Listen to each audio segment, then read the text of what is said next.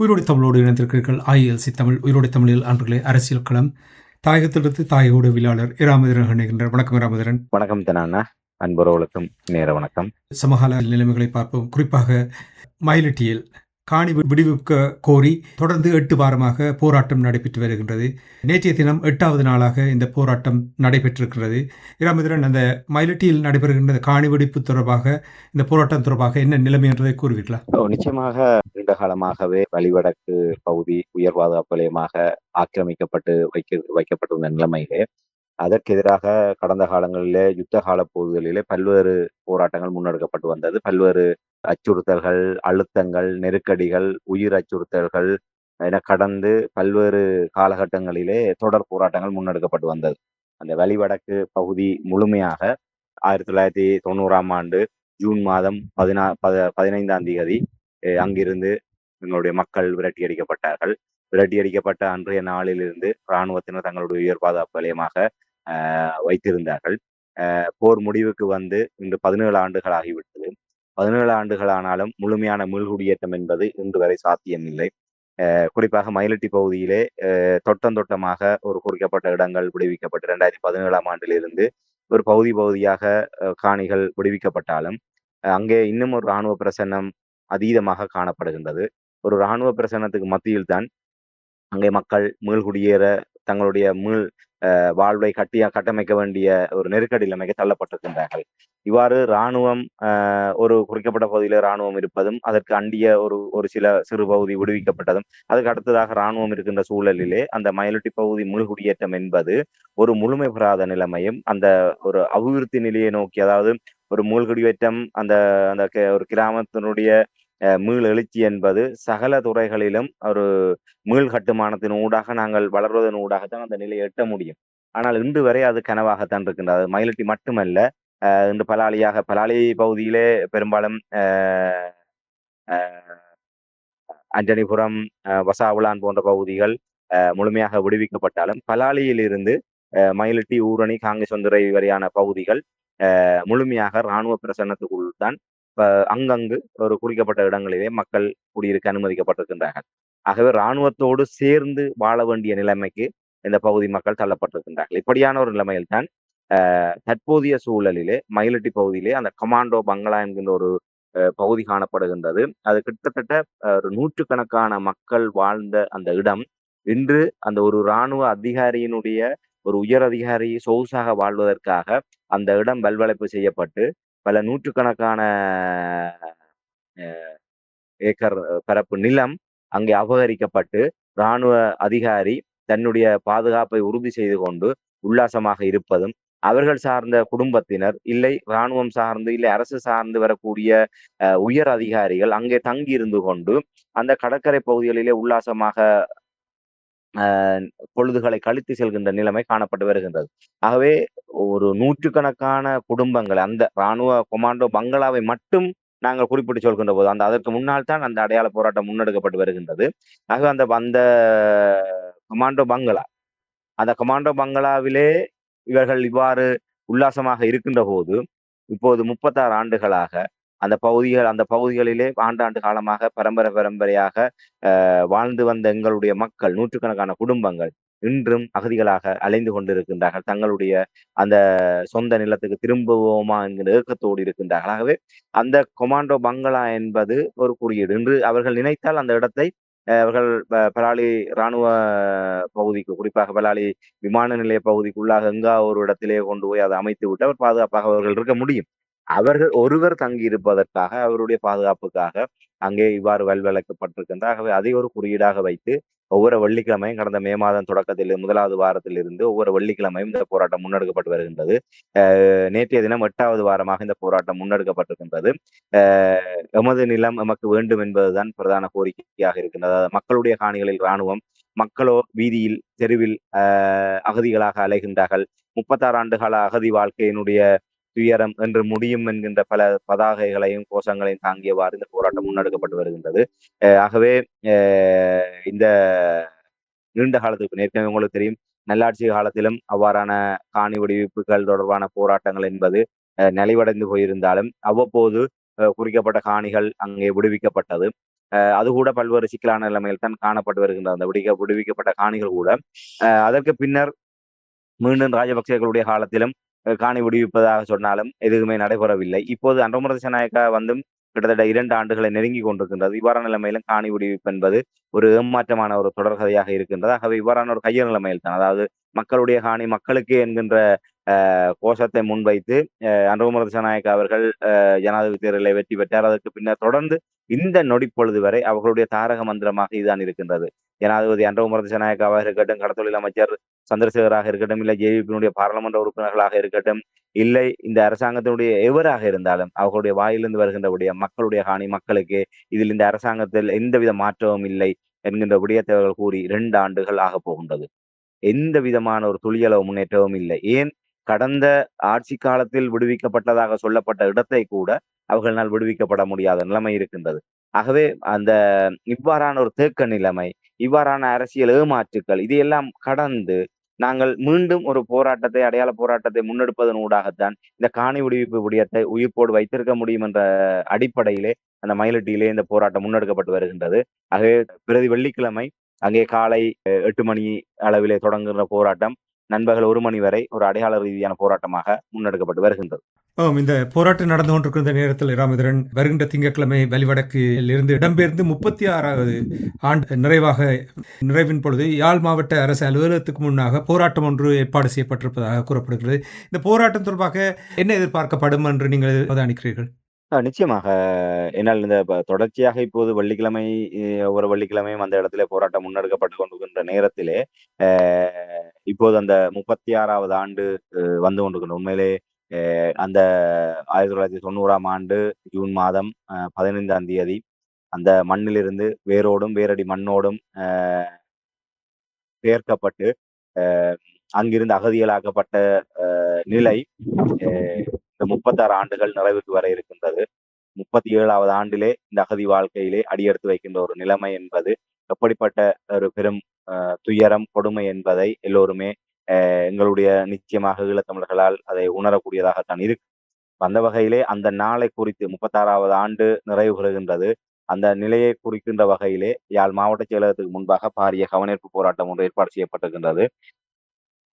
இதனுடைய அடிப்படை என்பது இப்போ தொடர்ச்சியாக ஒரு வெள்ளிக்கிழமையிலே முன்னெடுக்கப்படுகின்ற போராட்டத்தினுடைய ஒரு அடுத்த படிநிலையாகத்தான் இது பார்க்கப்படும். ஒரு ஒட்டுமொத்தமாக ஒரு அழுத்தத்தை கொடுக்கக்கூடிய வகையில் இந்த காணி விடுவிப்பு தொடர்பான போராட்டம், குறிப்பாக வலிவடக்கு பகுதிகளில் ஆயிரக்கணக்கான ஏக்கர் நிலங்கள் இன்றும் இராணுவத்தினரால் வல்வளைப்பு செய்யப்பட்டிருக்கின்றது. இன்று மக்கள் அகதிகளாக இருக்கின்றார்கள். இன்று மக்கள் பொருளாதாரம் இழந்து, வாழ்வாதாரம் இழந்து இன்று அவர்கள் அகதிகளாக கையேந்துகின்ற நிலைமையில இருக்கின்றார்கள். ஆனால் மக்களுடைய காணிகளிலே இராணுவம் சுகபோகமாக வாழ்ந்து கொண்டிருக்கின்றது. சொகுசாக பங்களாக்களை அமைத்தவர்கள் வாழ்ந்து கொண்டிருக்கின்றார்கள். அவருடைய குடும்பத்தினரை அழைத்து குதூகலமாக அங்கே வாழ்ந்து கொண்டிருக்கின்றார்கள். அது மாத்திரமல்ல, இராணுவத்தினர் அங்கே விவசாய நடவடிக்கைகள் உள்ளிட்ட பல்வேறு விடயங்களை முன்னெடுத்து வருகின்றார்கள். இதையெல்லாம் பார்த்து கொண்டு ஏக்கத்தோடு பரதவைப்போடு எங்களுடைய நிலங்கள் விடுவிக்கப்படுமா என்ற நிலையிலே எங்களுடைய மக்கள் இன்றும் 37வது ஆண்டு நெருங்கி கொண்டிருக்கின்ற 37வது ஆண்டு தொடக்கத்திலும் நாங்கள் அப்படியான ஒரு நிலையிலே தான் நிற்க வேண்டிய ஒரு துப்பாக்கிய நிலைமை ஏற்பட்டிருக்கின்றது. ஆகவே இனி பொறுத்தது போதும் பொங்கியெழு தமிழா என்கின்ற வகையிலே மக்கள் இந்த விடயங்களை எல்லாம் என்றால் காலத்துக்கு காலம் நம்பி நம்பி ஏமாந்ததுதான் தமிழர்களுடைய வரலாறாக இருக்கின்றது. அது நில விடுவிப்பாக இருக்கட்டும், அரசியல் தீர்வு விடயமாக இருக்கட்டும், எந்த ஒரு விடயமாக இருந்தாலும் இந்த சிங்கள ஆட்சியாளர் ஒற்றையாட்சி அரசியலமைப்புகளாக இருக்கக்கூடிய இந்த சிங்கள அரசாங்கங்கள் தமிழர்களை நம்ப வைத்து ஏமாற்றியதுதான் வரலாறாக இருக்கின்றதாகவே அனுரகுமார திசாநாயக்க அரசாங்கத்தின் மீதும் ஓரளவு தமிழர்கள் மத்தியில் நம்பிக்கை இருந்தது. இன்று கணிசமான மக்கள் அவர்களுக்கு வாக்களிக்காவிட்டாலும் வாக்களித்த ஒரு சிறுபகுதி மக்களாவது அந்த நம்பிக்கை நிமித்தம் தான் அனுரகுமார திசாநாயக்காவுக்கு இந்த கடந்த 3 தேர்தல்களிலே வாக்களித்திருக்கின்றார்கள். ஜனாதிபதி தேர்தலிலே ஒரு 27,000 மக்கள் யாழ்குடானத்திலே வாக்களித்திருந்தார்கள். அதே போன்று பாராளுமன்ற தேர்தலிலே கிட்டத்தட்ட 80,000க்கும் மேற்பட்ட வாக்குகள், அந்த 27,000 வாக்குகள் என்பது பாராளுமன்ற தேர்தலில் 80,000க்கும் மேற்பட்ட வாக்குகளாக அதிகரித்திருந்தது. உள்ளூராட்சி மன்ற தேர்தலும் அவர்களுக்கு கணிசமான வாக்குகள் கிடைத்தது என்று சொன்னால் அந்த நம்பிக்கை தான். இவர்கள் ஒரு மாற்றத்தின் குறியீடாக வந்திருக்கின்றார்கள், இவர்கள் சொன்னதை செய்வார்கள் என்ற ஒரு நம்பிக்கை மக்கள் மத்தியில் இருந்தது. இன்று 1.5 ஆண்டுகள் கடந்து கிட்டத்தட்ட 2வது ஆண்டை நெருங்கி கொண்டிருக்கின்ற நேரத்திலே அந்த நம்பிக்கை மெல்ல மெல்ல சிதைந்து போயிருக்கின்றது. குறிப்பாக வலிவடக்கு மக்கள், குறிப்பாக மயிலட்டி மக்களும் பலருக்கு பின்னாலே பல இடங்களிலே மனுக்களை கொடுத்து தங்களுடைய கோரிக்கைகளை முன்வைத்து போராடியும் எந்தவித பயனும் இல்லாத ஒரு நிலைமையில் தான் இந்த போராட்டம் முன்னெடுக்கப்பட்டு வருகிறது. ஆகவே இந்த 15ஆம் தேதி என்பது இந்த மயிலிட்டி மக்கள் குறிப்பாக வலிவடக்கு மக்களுக்கு ஒரு முக்கியமான ஒரு நாளாக இருக்கும். அந்த நாள் வெறுமனே ஒரு நாள்காட்டியிலே கிழித்து விட்டு கடந்து செல்கின்ற நாள் அல்ல. ஒரு மிகப்பெரிய ஒரு துயரந்தோய்ந்த வரலாற்றினுடைய ஒரு ஒரு ஒரு நாளாகத்தான் அந்த நாள் அமைந்திருக்கின்றது என்றால், இங்க பாருங்கள் 36 ஆண்டுகள் கிட்டத்தட்ட 4 தசாப்தங்கள். 4 தசாப்தங்களே இன்று இன்று தலைமுறைகள் உருவாகிவிட்டது. இன்று நாங்கள் ஒரு முதல் தலைமுறையினர் என்று 1990ஆம் ஆண்டுக்கு முற்பட்ட அந்த வளம்மிக்க ஒரு செழிப்பான அந்த வழிவடக்கிலே எங்களுடைய ஊர்களிலே நாங்கள் வாழ்ந்தபோது, அ எங்களோடு வாழ்ந்தவர்கள், எங்களுடைய முதுசங்களாக இருக்கக்கூடிய எங்களுடைய முன்னவர்கள், கிட்டத்தட்ட 3வது தலைமுறையினர், நாங்கள் பெரும்பாலும் 100க்கு 90 வீதமானவர்களை இழந்து விட்டோம். எஞ்சி இருக்கக்கூடிய ஒரு கணிசமானவர்கள் நினைவுகளை இழந்தும், ஒரு நடமாட முடியாத நிலைமையிலும், இல்லை ஏதோ ஒரு வகையிலே அல்லாடிக் கொண்டிருக்கக்கூடிய நிலைமையில் தான் அந்த 3வது தலைமுறையினருடைய அ ஒரு மிகுதி பகுதியினர் வாழ்ந்து கொண்டிருக்கிறார்கள். இது மிகப்பெரிய துயரம் என்னென்று சொன்னால், நாங்கள் இன்று ஒரு இடமாக குழுமி இருக்கின்ற போது, எங்களுக்கு அது மிகப்பெரிய ஒரு பலமாக இருக்கும். அந்த தலைமுறை ரீதியாக நாங்கள் முதல் தலைமுறை, 2ஆம் தலைமுறை, 3வது தலைமுறையினர் அந்த ஒரு இடத்திலே நாங்கள் வாழ்கின்ற போது, அவர்களுடைய அந்த வரலாறு கடத்தப்படுகின்றது. அவர்களுடைய அனுபவங்கள் கடத்தப்படுகின்றது. அவர்கள் ஊடாக எங்களுடைய கலை, கலாச்சார, பண்பாட்டு விழுமியங்கள் கடத்தப்படுகின்றது. இன்று அந்த வழிவடக்கு மக்கள் சகலதுமே சிதைக்கப்பட்டவர்களாக, இன்று அகதி வாழ்க்கையிலே நாங்கள் எங்களுடைய சுயத்தை இழந்தவர்களாக, நாங்கள் எங்களுடைய வழிகளை நாங்கள் உண்மையிலே நானும் ஒரு அந்த வழிவடக்கு மயிலிட்டியைச் சேர்ந்தவன் என்ற வகையிலே அந்த வழிகளை உணர்ந்தவனாக நான் அதை பதிவு செய்ய முடியும். உண்மையிலே நாங்கள் எங்களுடைய வேதனைகளை எங்களுடைய வார்த்தைகளிலே நாங்கள் வெளிப்படுத்தி விட முடியாது. என்றால் ஒவ்வொரு நொடி பொழுதும், ஒவ்வொரு நாளினுடைய ஒவ்வொரு நொடி கடக்கின்ற ஒவ்வொரு பொழுதுகளிலும் நாங்கள் துன்பங்களையும், துயரங்களையும், ஏமாற்றங்களையும் தான் நாங்கள் அனுபவித்துக் கொண்டிருக்கின்றோம்.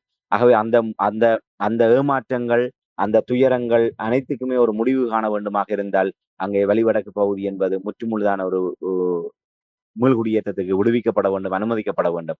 அந்த நிலையை நாங்கள் எட்ட வேண்டுமாக இருந்தால், ஒரு ஒன்றுபட்ட போராட்டம் என்பது மிக முக்கியமாக இருக்கின்றது. அது இன்று உங்களுக்கு தெரியும், பல்வேறு இந்த ஆயுதங்கள் மௌனிக்கப்பட்டதுக்கு பின்னரான காலப்பகுதியிலே பல்வேறு போராட்டங்கள் வலிந்து காணாமலாக்கப்பட்டவர்களுடைய போராட்டம் உள்ளிட்ட பல்வேறு போராட்டங்கள், நில விடுவிப்பு உள்ளிட்ட பல போராட்டங்கள் தமிழதாயத்திலே முன்னெடுக்கப்பட்டு வந்தாலும், இன்று வரை அது ஒரு மிகப்பெரிய ஒரு அ ஒரு ஒரு முழுமையான ஒரு நிலையை நாங்கள் அடைய முடியாத அளவுக்கு அந்த நிலைமைகள் காணப்பட்டுக் கொண்டிருக்கின்றது. ஆகவே நில விடுவிப்பு என்று கேப்பாப்புலவிலே நில விடுவிப்புக்காக போராடிக் கொண்டிருக்கின்றார்கள். இன்று வழிவடக்கிலும் அவ்வாறான போராட்டம் முன்னெடுக்கப்பட்டு வருகின்றது. பல இடங்களில் நில விடுவிப்புக்கான போராட்டம் முன்னெடுக்கப்பட்டு வருகின்றது. ஆகவே எங்காவது ஒரு இடத்திலே முன்னெடுக்கப்படுகின்ற போராட்டம் அந்த பிரதேசத்துக்கானது மட்டுமல்ல, அந்த இடங்களில் இருக்கக்கூடிய அந்த நில விடுவிப்புக்கானது மட்டுமல்ல, ஒட்டுமொத்தமாக தமிழர் தாயகத்திலே ஆக்கிரமிப்புட குறியீடாக இருக்கக்கூடிய அந்த அ அதற்கு எதிரான போராட்டமாகத்தான் நாங்கள் பார்க்க முடியும் என்றால், எங்காவது ஒரு இடத்திலே அவ்வாறான ஒரு ஒரு முன்னேற்றகரமான நிலைமை வருகின்ற போது, அது தமிழர்களுக்கு ஆறுதல் அளிக்கக்கூடிய விடயமாகத்தான் இருக்கும். ஆகவே இந்த அ திங்கட்கிழமை யாழ் மாவட்ட செயலகத்தை முற்றுகையிட்டு இடம்பெறப் போகின்ற அந்த கவனஈர்ப்பு போராட்டம் என்பது, உண்மையிலே பெருந்திரளாக எல்லோருமே பங்கு பெற்ற வேண்டிய ஒரு தேவை இருக்கின்றது. அந்த நிமித்தம் தான் இந்த ஒரு காலத்தின் தேவை அறிந்து இந்த போராட்டம் ஒழுங்கமைக்கப்பட்டிருக்கின்றது. இதுவரை காலமும் ஒரு சமய வழிபாடுகள் மற்றும் ஒன்று கூடல்கள் மூலமாக கடந்து சென்ற அந்த ஜூன் மாதம் 15ஆம் தேதி, இப்போது அந்த போராட்டம் மயிலிட்டியிலே ஒரு அடையாள போராட்டங்கள் முகழ்ந்திருக்கின்ற இவ்வாறான தருணத்தில், இந்த நாளும் அமைந்திருக்கின்ற காரணத்தினால், அது ஒரு கவனீர்ப்பு போராட்டமாக அ அறிவிக்கப்பட்டிருக்கின்றது. தற்போது தமிழ் தேசிய கட்சிகள் பலரும் இதற்கான ஆதரவுகளை வழங்கிக் கொண்டிருக்கின்றார்கள். ஆகவே அ வருகின்ற 15ஆம் தேதி இடம்பெறப் போகின்ற போராட்டம் ஒரு மிகப்பெரிய ஒரு போராட்டமாக இருக்கும் என்று எதிர்பார்க்கப்படுகின்றது. 2 தடவைகள் கூறினீர்கள். இந்த போராட்டம் நடந்து கொண்டிருக்கின்ற இந்த போராட்டம் வெள்ளிக்கிழமை மட்டுப்படுத்தப்பட்ட ஒரு போராட்டமாக காணப்படுகிறது என்று நீங்கள் கூறினீர்கள். வெள்ளிக்கிழமை மட்டும் என்று சொன்னால், இந்த ஏன் தொடர் போராட்டமாக நடத்த முடியவில்லை? இது என்ன விதமான தாக்கத்தை ஏற்படுத்தும்? என்ன காரணத்துக்காக மட்டுப்படுத்தப்பட்ட போராட்டம்? உண்மையிலே வலிவடக்கு மக்களை பொறுத்தவரையிலே 36 ஆண்டுகள் என்பது மிகப்பெரிய ஒரு உளச்சோர்வுக்கு தள்ளப்பட்டிருக்கின்றார்கள். நீண்ட காலமாகவே அது போராடி, போராடி களைத்து போன ஒரு நிலைமை காணப்படுகின்றது. உண்மையிலே யுத்தம் நடைபெறுகின்ற காலப்பகுதிகளிலும் சரி, அதுக்கு பின்னரான குறிக்கப்பட்ட காலங்களிலும் சரி, மிகப்பெரிய ஒரு சவாலான அடக்குமுறைகளுக்கு மத்தியில் போராடுகின்ற போது, அந்த ஒரு ஓர்மம் அந்த அந்த போராட வேண்டும் என்ற உத்வேகம் எல்லோரிடமும் இருந்தது. ஆனால் அதற்கு பின்னர் இந்த யுத்தம் முடிவடைந்ததற்கு பிற்பாடு கடந்த 17 ஆண்டுகளிலே பகுதி பகுதியாக விடுவிக்கப்பட்டு, இன்று அந்த போராடுகின்ற அந்த நில விடுவிப்புக்காக போராடுகின்ற அந்த கூட்டு ஒற்றுமை என்பது இன்று பலகீனப்படுத்தப்பட்டிருக்கின்றது. அதிலே நாங்கள் மக்களும் பிழை சொல்லிவிட முடியாது. பகுதி பகுதியாக விடுவிக்கப்படுகின்ற போது, அந்த விடுவிக்கப்பட்ட பகுதி மக்களுடைய முதன்மையான நிலைப்பாடு என்பது, தங்களுடைய நிலங்களை அ த துப்புரவு செய்து, அங்கே தாங்கள் மீளவும் தங்களுடைய இல்லங்களை அமைத்து, தங்களுடைய அதை அடிப்படையாகக் கொண்டு தங்களுடைய வாழ்வாதாரங்களை வளப்படுத்துவது, அடுத்த கட்ட நடவடிக்கைகளை முன்னெடுப்பதிலே அவர்கள் குறியாக இருப்பார்கள். ஆகவே அவர்கள் அவ்வாறு பகுதி பகுதியாக விடுவிக்கப்பட்டதற்கு பிற்பாடு, அவர்கள் அனைவருமே காணிகள் விடுவிக்கப்பட்ட அத்தனை பேருமே தங்களுடைய பிரச்சனைகள் முடிந்து விட்டதாக இந்த விடயங்களிலிருந்து ஒதுங்கிய ஒரு நிலைமை காணப்படுகின்றது. ஆக இப்போது அந்த நில விடுவிப்புக்காக வழிவடக்கிலே போராடக்கூடியவர்களுடைய நிலை என்பது மிக ஒரு பலகீனமான ஒரு எண்ணிக்கையாகத்தான் காணப்படுகின்றது.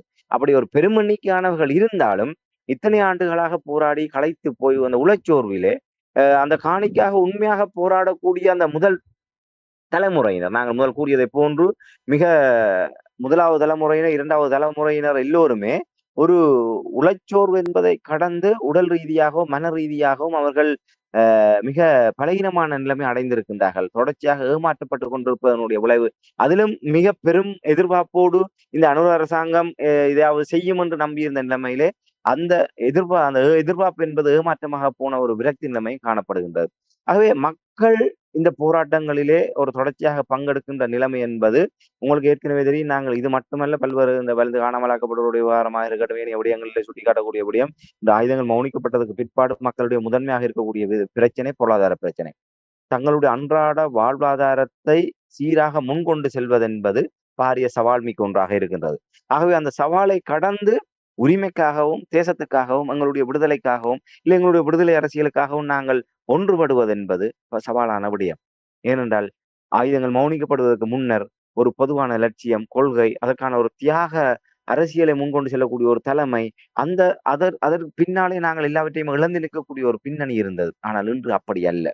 இன்று நாங்கள் சகல வழிமுறைகள் எங்களுடைய ஆயுத போராட்டம் தோற்கடிக்கப்பட்டு, எங்களுடைய விடுதலை என்பது கனவாக போய், விடுதலை அரசியல் என்பது நிலைகுத்தி போய், எங்களுடைய அரசியலும் எங்களுக்கு ஒரு ஏமாற்றம் அளிக்கின்ற நிலைமையிலே, இன்று ஒவ்வொருவரும் தங்கள் வாழ்க்கையை பார்த்தால், தங்களுடைய வாழ்வாதாரத்தை பார்த்தால் போதும் என்கின்ற நிலையிலே இன்று ஒவ்வொருவரும் தனித்தனி தீர்வுகளாக்கப்பட்டிருக்கின்றார்கள். இது வழிவடக்கு போராட்டத்தின் விதிவிலக்கல்ல. ஏற்கனவே நான் குறிப்பிட்டதைப் போன்று கட்டங்கட்டமான விடுவிப்புகளின் ஊடாக விடுவிக்கப்பட்ட பகுதி மக்கள் இந்த போராட்டத்திலிருந்து தாங்களாகவே வெளியேற்றப்பட்டிருக்கின்றார்கள். ஆக இப்போது விடுவிக்கப்பட வேண்டிய நிலத்துக்காக போராடக்கூடியவர்களும் ஏன் போராடி என்ன நடைபெறப் போகின்ற ஒரு உளச்சோர்விலே இருக்கின்றார்கள்.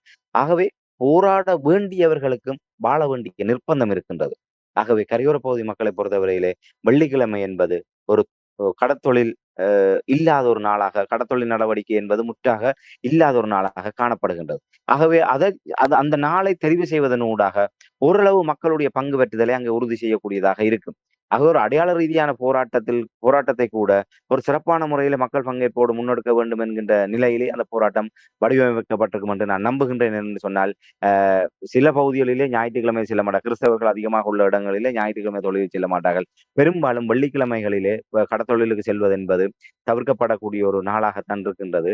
ஆகவே வியாழக்கிழமையோடு அவர்கள் தொழில் நடவடிக்கையை கைவிட்டதற்கு பிற்பாடு வெள்ளிக்கிழமை நண்பர்களுக்கு பின்னர் தான் அடுத்த சனிக்கிழமைக்குரிய கடல் நடவடிக்கையிலே ஈடுபட தொடங்குவார்கள். ஆகவே வெள்ளிக்கிழமை காலையிலிருந்து நண்பகல் வரை அவர்களுக்கான ஓரளவு ஓய்வாக ஒதுக்கக்கூடிய, நிச்சயமாக அன்றைய நாள் கூட அவர்களுக்கு அன்றைய ஒரு நாள் தான் அவர்கள் ஆலயங்களுக்கு செல்வது, பிற நிகழ்வுகளுக்கு செல்வது, பிற விடயங்களை பார்ப்பது என்கின்ற அளவிலே ஈடுபடுவார்கள். ஆனால் அன்றைய நாளை கூட தங்களுடைய நிலத்தை மீட்பதற்கான ஒரு போராட்டமாக வரையறுத்து அதை முன்னெடுத்து வருகின்றார்கள். ஆகவே இதிலே தாக்கத்தை செலுத்துவது என்கின்ற விடயம் என்பது, நாங்கள் இன்று 6 ஆண்டுகளாக தொடர்ச்சியாக வீதிகளிலே இருந்து எங்களுடைய காணாமல் போன மக்கள், எங்களுடைய உறவுகள் போராடினார்கள். என்னத்தை கண்டோம்? ஒரு கூட்டாக தேசமாக அந்த விடயங்களிலே நாங்கள் ஒரு பலம் சேர்க்காத ஒரு நிலைமையிலே, ஒரு பாதிக்கப்பட்ட தரப்பு மட்டுமே தன்னை வருத்தி தியாகம் செய்து அந்த போராட்டத்தை முன்னெடுப்பது என்பது, உண்மையிலே அதனுடைய இறுதி இலக்கை அடைவது என்பது பாரிய சவால் மிக்க ஒன்று. இன்று அந்த காணாமலாக்கப்பட்டவர்களுடைய போராட்டத்திலே, இன்று அந்த 6 ஆண்டுகளிலே கிட்டத்தட்ட நாளைக்கு 300க்கும் மேற்பட்ட உறவுகளை நாங்கள் இழந்திருக்கின்றோம். அவர்கள் உயிரோடு வாழ்கின்ற சாட்சியங்கள். அந்த கால நீடிப்பு என்பது, அந்த உயிர் வாழும் சாட்சியங்களை நாங்கள் மெல்ல மெல்ல இழந்து கொண்டிருக்கின்றோம். காலப்போக்கிலே அவர்களை அந்த நேரடியாக தொடர்புபட்டவர்கள், அந்த ஒரு வீரியமான போராட்டத்தை முன்னெடுக்கக்கூடிய தார்மீக உரித்தோடு இருப்பவர்கள் இல்லாமலே அற்றுப்போகின்ற நிலைமை உருவாகும். அதைத்தான் இந்த கால நீடிப்புக்கு பின்னால் இருக்கக்கூடிய அரச தரப்புகள் எதிர்பார்த்திருக்கக்கூடிய ஒன்று. உண்மையிலே வழிவடக்கு போராட்டம் இன்று நேற்றல்ல, இன்று சந்திரிகா அம்மையாருடைய காலத்திலே அது தீவிரம் பெற்றது. அப்போதிருந்தே அவர்களுடைய எதிர்பார்ப்பு என்பது காலங்களை நீடித்து தலைமுறை இடைவெளி அதிகப்படுத்துவதன் ஊடாக அந்த மண்ணை நேசிக்கக்கூடிய, இல்லை அந்த மண்ணிலே வாழ வேண்டும் என்கின்ற நிலையிலே ஒரு பற்றுறுதியோடு இருக்கக்கூடியவர்களை இல்லாமல் செய்வது. அந்த முதல் தலைமுறை, 2ஆம் தலைமுறையினர் இல்லாமல் செய்வது, இல்லை உளவியல் ரீதியாக சிதைப்பது. அதனூடாக 3ஆம் தலைமுறையினர் என்பது எங்கெங்கே இடம்பெயர்ந்து இருக்கின்றார்களோ அந்தந்த இடங்களிலே அவர்கள் அவர்களுக்கான சொந்த இடமாகவும், இல்லை அவர்கள் தாங்க பிறந்து வாழ்ந்து கல்வி கற்று, இல்லை பணிச்சூழலுக்கு செல்கின்ற போது அவர்கள் அந்த பிரதேசம் சார்ந்த சூழமைவுக்கு அவர்கள் இசைவாக்கம் அடைகின்றார்கள். ஆகவே அவர்களிடம் தங்களுடைய சொந்த மண், சொந்த ஊர் என்கின்ற பற்று என்பது ஒரு மிக குறைந்த அளவில் இருக்கும் என்பது சந்திரிகா அம்மையாருடைய கணக்கு. ஆகவே சந்திரிகா அம்மையாருடைய காலத்தில் தான் இது தொடங்கப்பட்டது. அப்போது மாவை சேனாதிராஜா அவர்களுடைய ஏற்பாட்டிலே பாரிய முன்னெடுப்பாக ஒரு வழக்கு தொடுக்கப்பட்டது. வழிவடக்கு அந்த காணி வெடிப்பு, அந்த உயர் பாதுகாப்பு நிலையத்திலே பாதிக்கப்பட்ட அத்தனை குடும்பங்களுடைய சார்பிலும் அந்த வழக்குகள் முன்னெடுக்கப்பட்டது. ஆகவே அப்போதிலிருந்து நாங்கள் அறிந்த விடயம், அவருடைய உபாயம் என்பது இதை எவ்வாறு காலங்களை நீடிக்க செய்து தலைமுறை இடைவெளி ஏற்படுத்துவதனூடாக அந்த போராட்டத்தினுடைய வீரியத்தை மழுங்கடிப்பது. இன்று அது நாங்கள் கண்கூடாக காணக்கூடியதாக இருக்கின்றது. அவ்வாறான ஒரு நிலைமை காணப்பட்டு கொண்டிருக்கின்றது. அந்த ஆர்வங்கள் குறைந்து போனதுக்கு அவ்வாறான உளைச்சோர்வுகளும் அந்த தலைமுறை இடைவெளியும் ஒரு காரணம். ஆகவே நாங்கள் ஆனால் அதுக்காக போராட்டத்தை கைவிட்டு விட முடியாது. அந்த போராட்டத்தை மீண்டும் ஒரு அடையாளமாக தொடங்க வேண்டிய ஒரு தேவை இருக்கின்றது. என்றால் இன்றைய சூழலிலே நாங்கள் இந்த விடயங்களை எல்லாம் பேசாது விட்டால் அப்படி ஒரு பிரச்சனை இல்லை என்பதாகவே மூடி மறைத்து விட்டு இந்த அரசாங்கம் முழுமையாக ஒரு ஏமாற்று அரசியலை முன்கொண்டு சென்று விடும். இன்று தமிழ் தேசிய அரசியலும் என்பது ஒவ்வொரு பிரச்சனைகளுக்கு பின்னால் நாங்கள் இழுபட்டு செல்கின்ற ஒரு ஒரு துப்பாக்கிய நிலைமைக்கு தமிழ் தேசிய அரசியல் தள்ளப்படுகின்ற ஒரு இலக்கை நோக்கி நிர்ணயித்து அந்த இலக்கை ஒரு இறுதி வரை அந்த இலக்குக்காக போராடக்கூடிய நிலைமை தமிழ் தேசிய அரசியலிலே இன்று ஒரு ஒரு அற்றுப்போய் இருக்கின்றது. ஆகவே அந்த பாதிக்கப்பட்ட மக்கள், நாங்கள் இன்று எல்லோரும் என்னத்தை எதிர்பார்க்கின்றோம்? அந்த பாதிக்கப்பட்ட மக்கள் தங்களுக்காக தங்களை வருத்தி போராட வேண்டும் என்று. அவ்வாறு போராடுகின்ற போது அவர்களுக்கு கை கொடுத்து ஆதரவாக நிற்கக்கூடிய தரப்பினர் அவ்வப்போது ஒரு வருகை தந்து செல்லக்கூடிய தரப்பினராகத்தான் இருப்பார்கள். ஆகவே அந்த காணி விடுவிக்கப்பட வேண்டும். ஆனால் அதே நேரத்திலே அந்த விடுவிப்புக்கான போராட்டமும் முற்றுமுழுதாக அற்றுப்போய் விடக்கூடாது என்பதற்காக இந்த போராட்டம் ஒரு தொடர் போராட்டமாக, ஒரு வெள்ளிக்கிழமை போராட்டமாக முற்றுமுழுதாக அந்த காணிகளை விடுவிக்கப்படும் வரை தொடர்ச்சியாக வெள்ளிக்கிழமைகளிலே இந்த போராட்டத்தை முன்னெடுப்பதன் ஒரு ஏற்பாட்டோடு இந்த போராட்டம் முன்னெடுக்கப்பட்டு வருகின்றது. துரதிர்ஷ்டவசமாக ராமேந்திரன், மண்ணிலும் சரி புலத்திலும் சரி போராட்டங்கள் தமிழ் மக்களோடு பின்னி பிணைந்தது இருக்கின்றது என்றால், தொடர்ந்தும் இழப்புகளை கண்டவர்கள் மாதம் வாரம் ஏதாவது ஒரு விடயங்கள் நடைபெற்று கொண்டே தான் இருக்கும். அப்போ போராட்டங்கள் நடந்து கொண்டு தான் இருக்கும். ஆனால் இங்கே இந்த பிரச்சனை என்றால், இந்த போராட்டங்கள் நடத்தும் பொழுது இந்த மக்களுடைய பங்களிப்பு எவ்வளவு இருக்கின்றது, ஆதரவு எவ்வளவு இருக்கின்றது என்பது முக்கியம். ஏனென்றால் சொல்வார்கள், இந்த ஓரளவுக்கு எவ்வளவு பேர் பங்களித்திருக்கிறார்கள், அங்கே சென்றிருக்கிறார்கள் என்று வைத்துத்தான் சில விடயங்கள் அதில் கணிக்கப்படுகின்றது. மக்களுடைய ஆதரவு எவ்வாறு இருக்கின்றது? உண்மைதான். மக்களுடைய ஆதரவு என்பது ஒரு முக்கியமாக பார்க்கப்படுகின்ற ஒன்றாகத்தான் இருக்கின்றது. இருந்தபோதும் அங்கே வருகின்ற அத்தனை பேருமே ஒரு ஒரு உணர்வுபூர்வமானவர்களாகத்தான் இருக்கின்றார்கள். ஒவ்வொருவரும் ஒவ்வொரு குடும்பத்தை பிரதிநிதித்துவப்படுத்தக்கூடியவர்களாக இருக்கின்றார்கள். என்றால் ஒட்டுமொத்தமாகவே அங்கே வந்து இருப்பது என்று பார்த்தீர்களானால், அந்த வழிவடக்கு குறிப்பாக மயிலிட்டியை பார்த்தீர்களானால், இலங்கையினுடைய பல்வேறு மாவட்டங்களிலும் அவர்கள் சிதறி போயிருக்கின்றார்கள். குறிப்பாக யாழ்குடா நாட்டை நீங்கள் எடுத்து பார்த்தால், வடமராட்சி, தென்மராட்சி, வடமராட்சி கிழக்கு, வலிகாமம், தீவகம், யாழ்ப்பாணம் என சகல இடங்களிலுமே சிதறி போயிருக்கின்றார்கள். அந்த மயிலட்டி அந்த மீன்பிடி கிராமத்திலே அப்போது 1990ஆம் ஆண்டு இடம்பெறுகின்ற காலப்பகுதிகளிலே கிட்டத்தட்ட 1000க்கும் மேற்பட்ட குடும்பங்கள் அங்கே சொந்தமாக அவர்கள் வீடமைத்து அங்க மிக செழிப்போடு வாழ்ந்தார்கள். அவர்கள் அங்கிருந்து வேரோடும் வேரடி மண்ணோடும் நாங்கள் அங்கே இருந்து விரட்டி அடிக்கப்பட்டதற்கு பிற்பாடு இன்று சுமார் 1600க்கும் மேற்பட்ட குடும்பங்களாக அது விரிவாக்கம் அடைந்து இன்று அதிலே கணிசமானவர்கள் அந்த 1600 குடும்பங்களில் கணிசமானவர்கள் யாழ் குடாநாட்டிலே அங்க பல இடங்களிலே பரவலாக இருக்கின்றார்கள். ஆகவே அவர்கள் எல்லோருமே அங்கே வந்து ஒருங்கிணைவது என்பது மிக ஒரு சவாலான விடயமாக இருக்கின்றது. ஆகவே அங்கே வருகின்றவர்களை மட்டும் வைத்துக் கொண்டு இந்த போராட்டத்தில் எவ்வளவு ஈடுபாட்டோடு இருக்கின்றார்கள், இவ்வளவு பேர் தான் அந்த போராட்டத்தில் ஆர்வமாக இருக்கிறார்கள் என்று நாங்கள் கருதிவிட முடியாது. ஒவ்வொருவருக்கும் தங்களுடைய சொந்த மண் மீதான பற்றும் அந்த பரிதவிப்பும் இருந்து கொண்டுதான் இருக்கின்றது. ஆகவே அங்கே மயிலட்டியிலே தற்போது மீள்குடியமர்ந்திருக்கக்கூடிய ஒரு கணிசமானவர்களும், வடமராட்சி மற்றும் ஏனைய பிரதேசங்களில் இருக்கக்கூடிய ஒரு கணிசமானவர்களும் தான் அங்கே வருகை தந்து அந்த போராட்டத்திலே பங்கெடுக்கக்கூடிய, ஏனால் ஒரு போக்குவரத்து மார்க்கம் அவர்களுக்கு, ஏனால் எல்லோருமே தனிப்பட்ட வாகனங்களின் ஊடாக அங்கே வந்து செல்லக்கூடிய நிலைமையிலே இல்லை. அவர்களுடைய வாழ்வாதார நிலைமை என்பது. ஆகவே வடமராட்சி பிரதேசத்தில் இருக்கக்கூடியவர்களுக்கு அங்கே செல்லக்கூடிய ஒரு போக்குவரத்து மார்க்கம் இருக்கின்றது. அதே போன்று யாழ்குடாநாட்டிலோ இல்லை அங்கே வேறு இடங்களில் இருக்கக்கூடியவர்களும் வரக்கூடிய இயலுமை உள்ளவர்கள் வருகின்றார்கள். ஆகவே இதை நாங்கள் இத்தனை பேர் பங்கு பெற்றுகின்றார்கள் என்று கருதிவிட முடியாது. என்று பார்த்தீர்களானால் சில வாரங்களுக்கு முன்னர் மிக ஒரு அடைமழை பெய்து கொண்டிருந்த நேரத்திலும் உண்மையிலே அந்த ஒரு மரத்துக்கு கீழாக அந்த ராணுவ கமாண்டோ பங்களாக்கு முன்பாக அந்த போராட்டம் இடம்பெற்றுக் கொண்டிருக்கின்றது. கதிரைகளை தங்களுக்கு குடையாக பிடித்தவாறு அவர்கள் அந்த போராட்டத்தில் ஈடுபட்டிருந்தார்கள். தடுப்பாள்களை கூடாரமாக அமைத்து அவர்கள் தற்காலிக கூடாரங்களாக கைகளில் ஏந்தியவாறு கீழே காலுக்கு கீழாக வெள்ளம் பெருக்கெடுத்து ஓடிய போது அந்த கால்களை நாற்காலியில தூக்கி வைத்திருந்தவாறு அந்த போராட்டத்தை அந்த எந்த கொட்டும் மழையிலும் சுட்டரிக்கின்ற வெயில் வந்தால் கூட அவர்கள் அந்த போராட்டத்தை விட்டு ஒதுங்கவோ ஓடி போகவோ இல்லை. ஆகவே அந்த ஒரு காலை 8 மணி முதல் நண்பகல் 1 மணி வரையாவது அந்த இடத்துல இருக்கின்ற அந்த நேரத்திலாவது உறுதியோடு தங்களுடைய அந்த போராட்டத்தில் அவர்கள் இருக்கின்றார்கள். ஆகவே இது உலகத்துக்கு சொல்கின்ற செய்தி.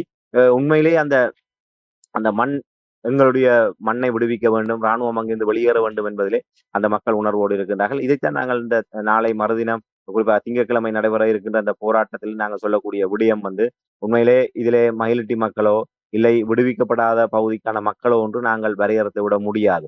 வலிவடக்கு பகுதியில இருக்கக்கூடிய அத்தனை பேரும் இந்த 15ஆம் தேதி யாழ் மாவட்ட செயலகத்தை முற்றுகையிட்டு இடம்பெறக்கூடிய போராட்டத்திலே பங்கெடுப்பது என்பது காலத்தின் கட்டாயம். ஏனென்று சொன்னால் இன்று விடுவிக்கப்பட்ட பகுதிகளிலே இருக்கக்கூடிய எங்களுடைய உறவுகள் ஒரு விடயத்தை சிந்தித்து பார்க்க வேண்டும். விடுவிக்கப்பட்ட இடங்கள் அத்தனையுமே இன்று விடுவிக்கப்பட்டதற்கு இன்று விடுவிக்கப்படாத மக்களும் சேர்ந்து போராடி இருக்கின்றார்கள். ஆகவே நாங்கள் எங்களுடைய நிலங்கள் விடுவிக்கப்பட்டு விட்டது, நாங்கள் வீடுகளை கட்டிவிட்டோம், நாங்கள் எங்களுடைய தொழிலை பார்த்து கொண்டிருக்கின்றோம் என்ற வகையிலே நாங்கள் ஒதுங்கிவிட முடியாது. அந்த நன்றி கடன், செஞ்சோற்று கடன் உங்கள் ஒவ்வொருவருக்கும் இருக்க வேண்டும். ஒட்டுமொத்தமாக வலிவடக்கு விடுவிக்கப்படுகின்ற வரை, வலிவடக்கு இராணுவ பிரதேசமற்ற ஒரு நிலை என்று உருவாகின்றதோ அன்று வரை வலிவடக்கு மக்கள் ஒன்றாக அந்த எங்களுடைய காணி விடுவிப்புக்காக, எங்களுடைய நில விடுவிப்புக்காக நாங்கள் போராட வேண்டிய நிலைமை இருக்கின்றது.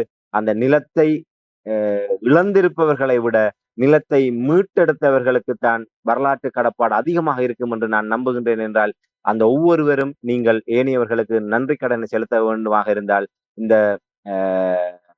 15ஆம் தேதி திங்கட்கிழமை யாழ் மாவட்ட செயலகத்துக்கு முன்பாக காலை 8:30 மணிக்கு நீங்கள் அங்கே திரள்வதன் ஊடாகத்தான் அந்த மக்களுக்கான நன்றி கடனை நீங்கள் ஆற்ற முடியும். ஆகவே நீங்கள் என்னால் 36 ஆண்டுகள் அந்த வாழ்க்கை ஒவ்வொருவருக்கும் தெரியும். அந்த வேதனையினையும் இந்த வாழ்க்கை தெரியும்.